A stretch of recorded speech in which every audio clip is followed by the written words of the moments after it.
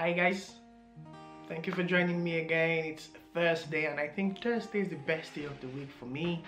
Yeah, the video comes up and stuff. I want to say a big thank you for always joining me. Now this particular video is supposed to be a series. That is, I'm supposed to make it with a few friends.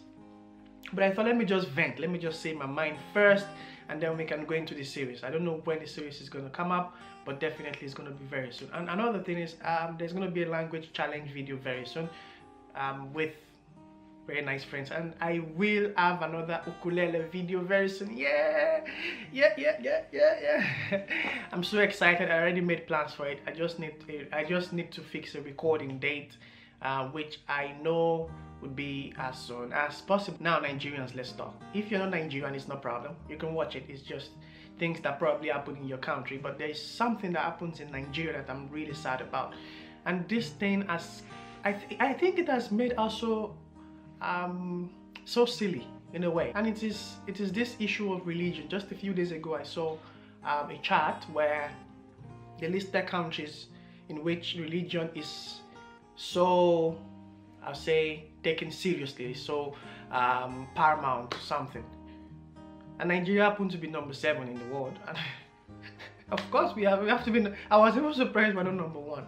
Nigeria and actually Africa as a whole. And you'll be surprised in that chart, African countries actually were, I think, from number 2 or number 1 to 7 African countries. Africa in general is a very religious continent. The main religions are Christianity and Islam and so many others, but these 2 religions. Now, the problem itself is not religion. The problem itself is the people that practice this religion. We the people. I'm a Christian, you're a Muslim. How do we practice it? But I'm not even going to talk about the people. Today I'm going to talk about these religious leaders in Nigeria. I think everyone has been brainwashed in a way. I think everyone has been brainwashed. They just come and tell you, you have your pastor. I'm a Christian, so I'm going to talk from the Christian point of view. I'm not a Muslim, so I cannot really tell you what goes on there, but I know exactly the same thing goes on in the mosque. These religious leaders just take people to be a bunch of sheep or something. They just say this thing, oh, do this, and then people, you'll be surprised, people do things they cannot even do for their families, for their religious leaders. And I'm like, what is going on here? What are we doing?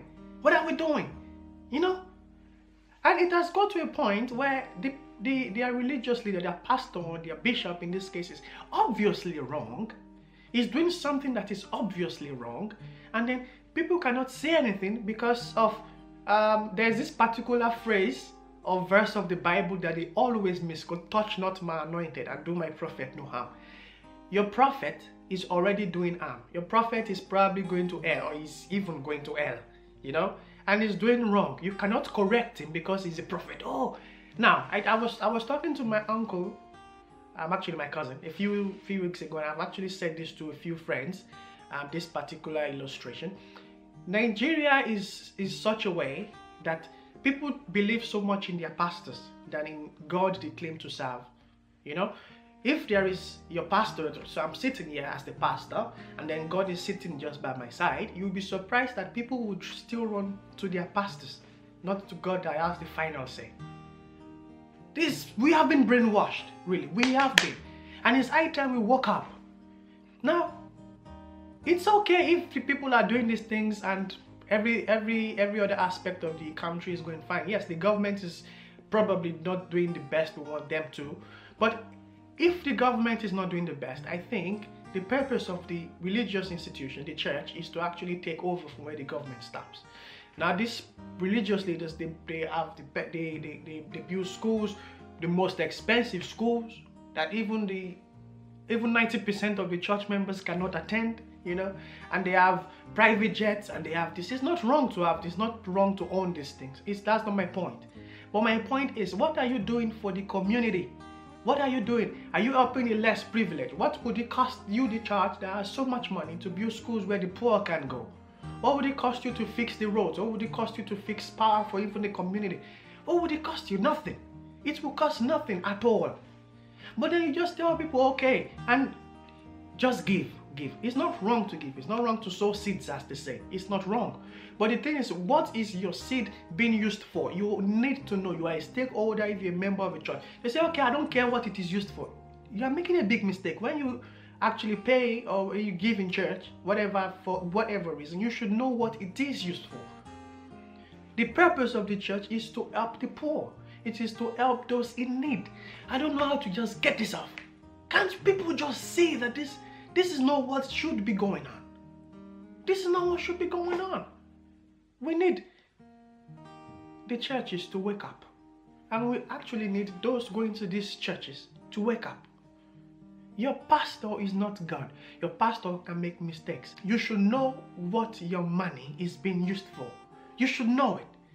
Are they using it to fix the road? Are they using it to buy bags and books and actually pay school fees of some people? Are they using it to send missionaries somewhere? Are they using it to do things that will better people's life? Not just somebody sitting down somewhere, using your money to probably pay for a prostitute. Yes.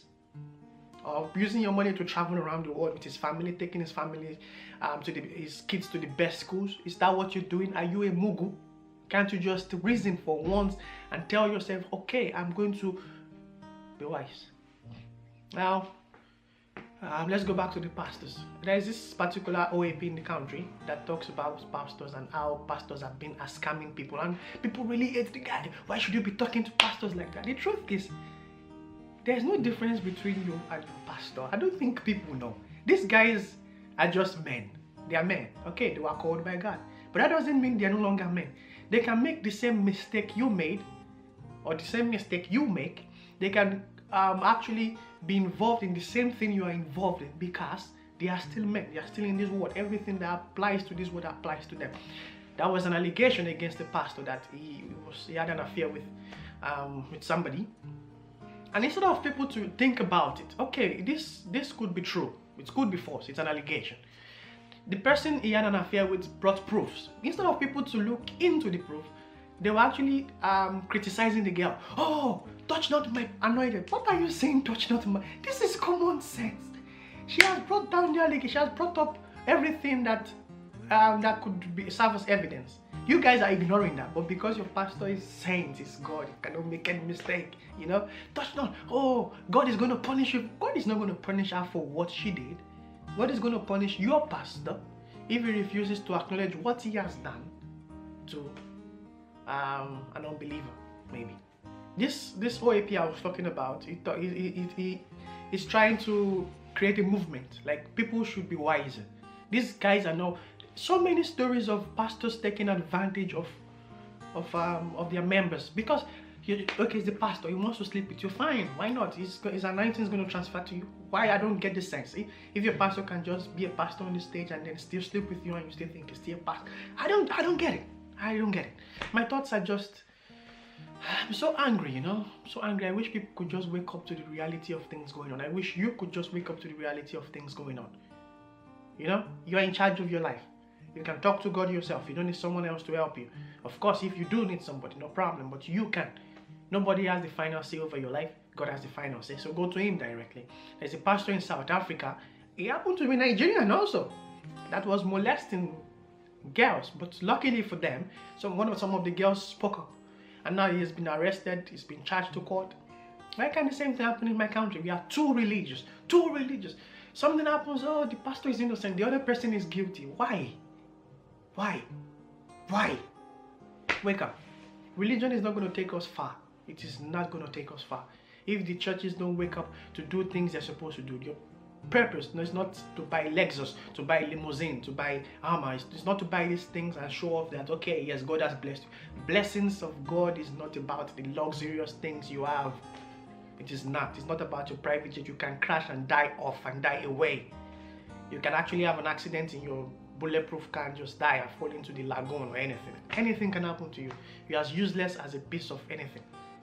What you do for the community, what your church does, what you do, how many lives have you impacted? What are you planning to do for the generation, for the people? That is what matters. And I hope you're watching me. Start having a rethink. Your pastor is not perfect. I'm not. He's not. You are not. So why do you expect him to be? You are not. You make mistake and you feel okay, it's perfect. He's not. I'm really angry, you know. Wake up, people. Nigerians, wake up.